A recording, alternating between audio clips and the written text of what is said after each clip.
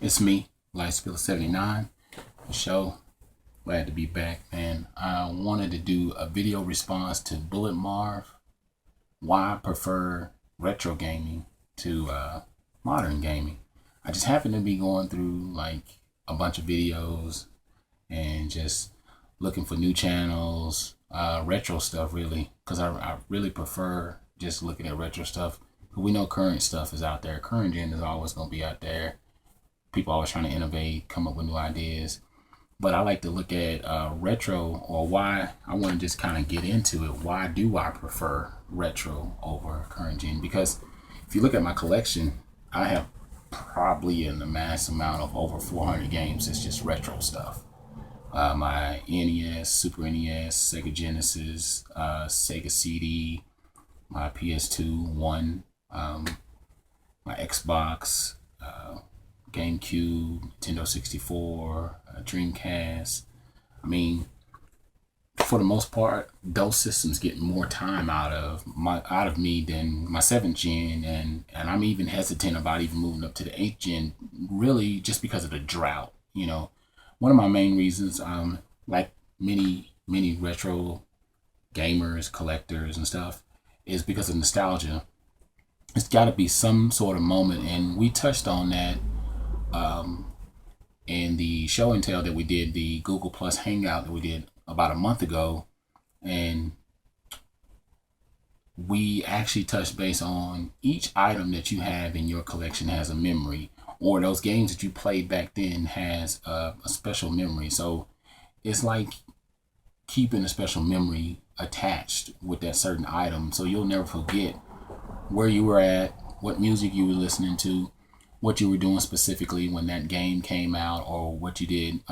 It was funny because I was talking to my boy Corey, and we were just going back and forth. We always having conversations all the time about all kinds of stuff, just hitting each other up on the blog. And we were just talking about how these companies are now, and how the ideas and stuff like that are not as appealing, as they used to be. I just think about how it didn't take much for us to get interested in a game.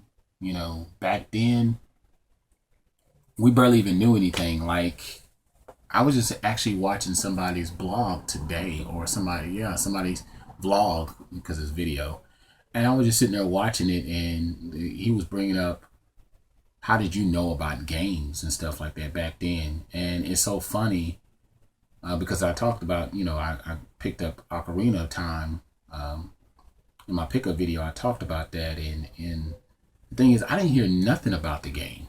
I actually, the first time I heard about the game was through a friend or a family member. I happened to go over their house, and they had the game, and I had a Nintendo 64 at the time, but I had no hair about it. I mean, and that was the same thing when I got my Nintendo 64, because I got it day one. That was my first ever console that I purchased.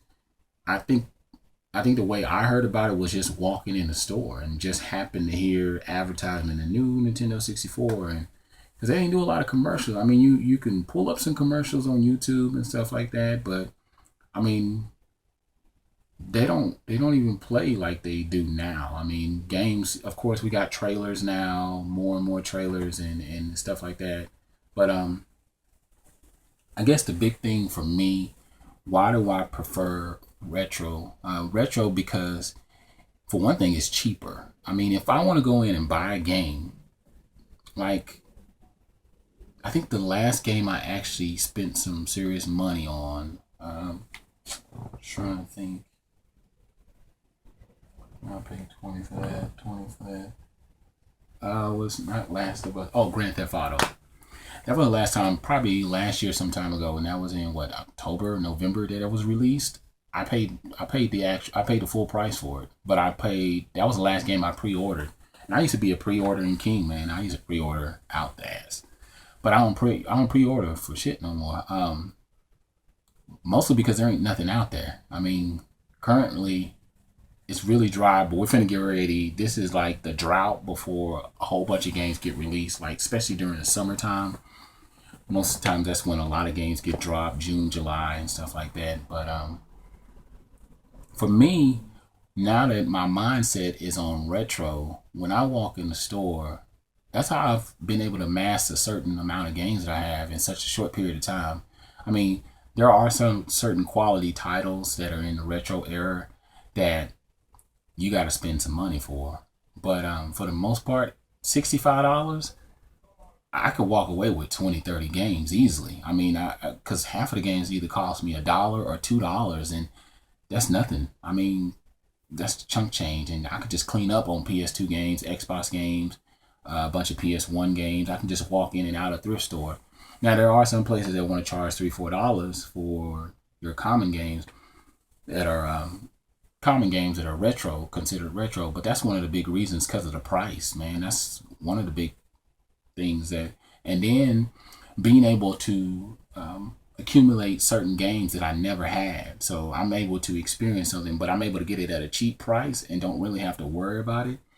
So I'm able to build up a collection or a library of games that I never got to play, because there's tons and tons of games that I've been able to dive into that I never heard about or never heard of or played, but through other retro collectors and gamers out there and just watching other people on YouTube, I've been able to stumble on new stuff. You know, like a lot of the games that I showed in my pickup video, like Red Faction 2, Final Fantasy 9, even Final Fantasy 8. I've never even played none of those games. I mean, there's a lot of games, tons and tons and tons of games that this year alone that I've picked up over the year, and I've been playing them like crazy, and I've never really got to experience that. And then just the level of appreciation. I like the way they did their stories back then. You know, the time and effort that they put into games, the thought process. I mean, the music, the storyline, the action. I mean, Ocarina of Time kind of brings all of that together at one time. Think about it. The storyline, the music is forever, mesmerized into the brain. You'll never forget how the track sounds. Even the opening scene when you see Link going across the screen with, I think the pony's name is pronounced Aponia or something like that. Don't hold it against me. But when you see him riding across and you hear that little enchanted music, I mean, it lights a certain part of the brain. I mean, these kind of things. And my real question is, how many games from the 7th gen, the 8th gen will be nostalgic for us?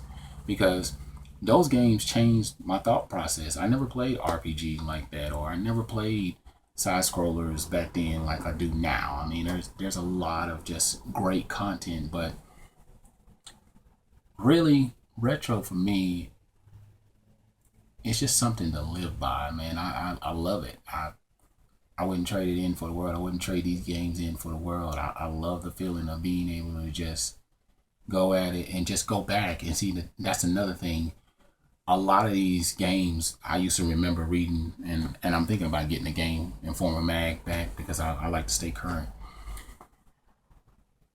It's because like you can go back and play these games and it's almost like that fresh new memory again. But a lot of these current gen games, once you done played it, you're done. And sometimes you don't even want to go back and play it. I got games that are out of my PS3 and my 360 that I want to go back and play, but not like right now. Just like, man, I want to start over and play this game again. But I can do that with Mario 1, 2, and 3 and go back and play again. Super Mario World. I can go back and play that again. Sonics, all the Sonics and stuff like that. You know, the stuff from the Sega Genesis era. A lot of Nintendo games. I mean, whenever I feel like it, I pick up Mega Man 2 and I just go play it over again. I mean, I start from the beginning and I play all the way through all 8 bosses and go through the Dr. Wily stages, take him out, have to battle them again, then battle him. And I mean, I can still do that over and over and over and over and over again. And there's plenty of games on Super Nintendo, fighting games, side scroller, beat 'em ups, shooters, all kinds of stuff that you can go back and play time and time again. So I think not only with the nostalgia, the price, but the replayability, being able to go back and play it again, and the storylines of the games and stuff like that. And don't get me wrong, I do love the modern, because I do love the modern games, because it takes me to a place of where we can go with gaming. This can get better. I mean, there's only really at this point, somewhere between 10 to 15 million current gen, 8th gen consoles out there that have been sold at this moment. So there's still a lot, because the last gen, more than 200 million consoles were sold. So that's a lot of homes fulfilled. And now these kids are transitioning. You got your Wii kids that are now transitioning to like 16, 17, 18. So now they're wanting to move up to the PS4, Xbox One, and maybe the Wii U and stuff like that. So yeah, just something to think about, man. But yeah, I love retro, man. It's forever going to be a part of me. I mean, even people that are not gamers, you can name certain games to them and they just light up. Certain things will never go away. But tell me what games in the retro era and in the current gen era means something to you. I mean, name at least one game for me. And then tell me what you prefer. Do you prefer retro, or do you prefer the current gen? I'm going to leave a link to Bulletmarv channel. He's a new dude, so give him some love. Show him some love, man. Show his channel some love. He's just getting started. I think he got more than some 30 videos. And like I said, when I check somebody out, I watch a lot of their videos. I go back and watch a lot of their stuff. I'm just like that, but he's got something to him. And so just check him out. All right. Other than that, I'm SPILLIN 79, and I'm out.